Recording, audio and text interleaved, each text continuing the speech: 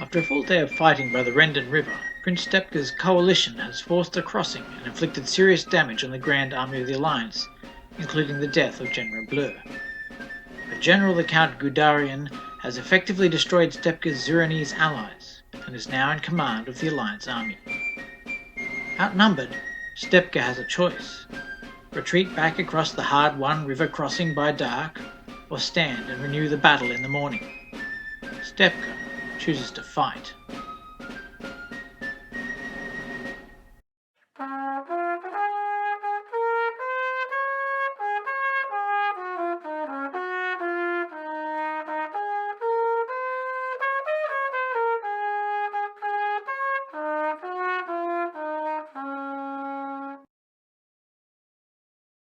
General Goudarian works through the night to bring the order to his armies.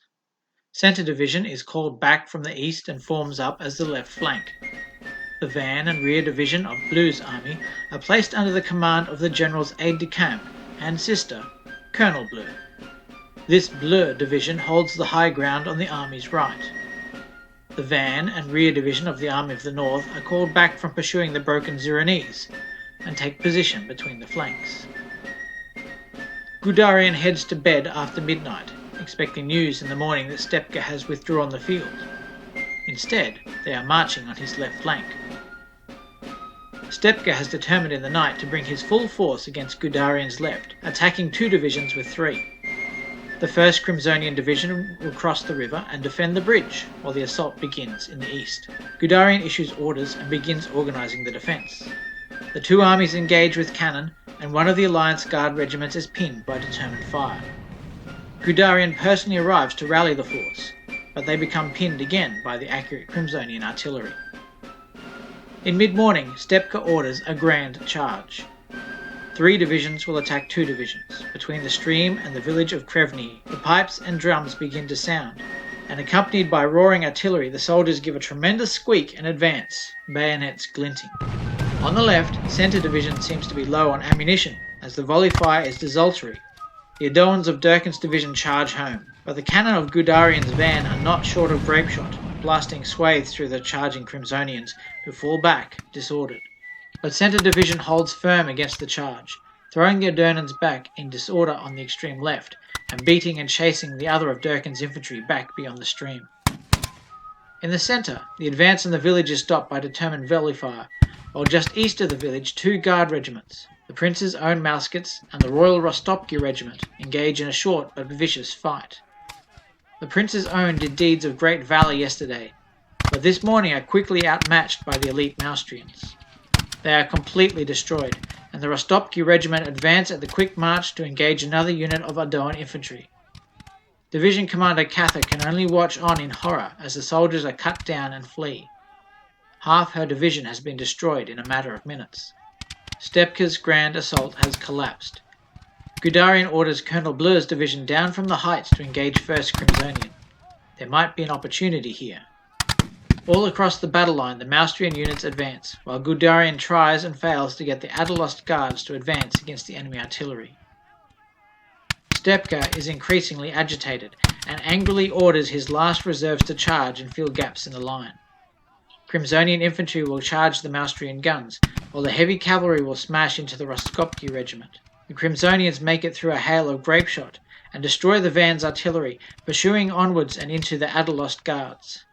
Their elite training and the presence of General the Count Goudarian enable them to drive back the Crimsonians, and the regiment is tempted to pursue but are restrained by the calm voice of the general. The Adalost guards hold position and reform their ranks. The Adoan heavy cavalry thunder down on the Rostopki regiment, but are halted by determined volleys.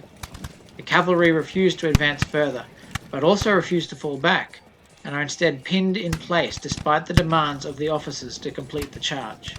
Stepka's second assault, like the first, has failed.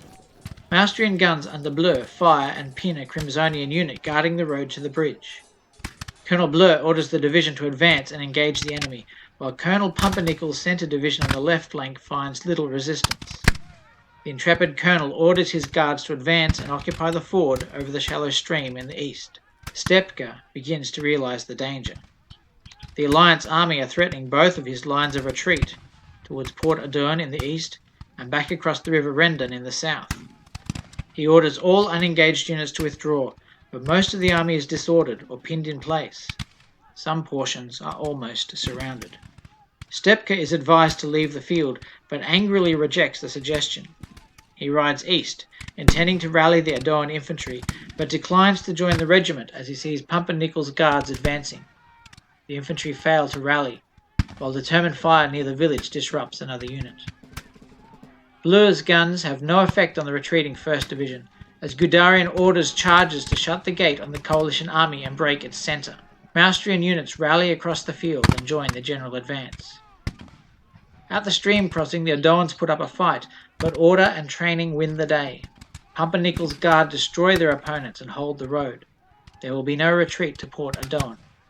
In the centre, the disordered Crimsonian units are devastated by a Maustrian infantry regiment of the rear division. The Crimsonian 2nd Division ceases to exist. Stepka now realises he must fall back across the bridge and rides west to join 1st Crimsonian Division, while the last of the Adorn infantry are cut down by overwhelming fire outside the village. Stepka bolsters the morale of the Crimsonian infantry under a severe artillery barrage and calls on them to stand against a Maustrian charge. Stepka's presence inspires the Crimsonians to resist, but in the end the Damascratic recruits break and run. The Maustrians pursue, destroying first one artillery battery and then another. Division Commander Cather calls for instructions from Stepka, but the prince cannot be found. Surrounded and cut off from any viable path of retreat, Cather orders her troops to lay down arms and lower their standards. Resistance is now decidedly pointless. So ends the disaster at the River Rendon. Goudarian is hailed as a miracle mouse. On day 1 he destroyed the Zuranese army, and on day 2 he has defeated and surrounded the Adorn and Crimsonian remnants. One Maustrian artillery regiment has been destroyed. The entire coalition army has been captured, including Prince Stepka. His mount shot from under him, Stepka was captured by a Maustrian sergeant. He will be taken to the Bergkäse to face the Council of Nobles.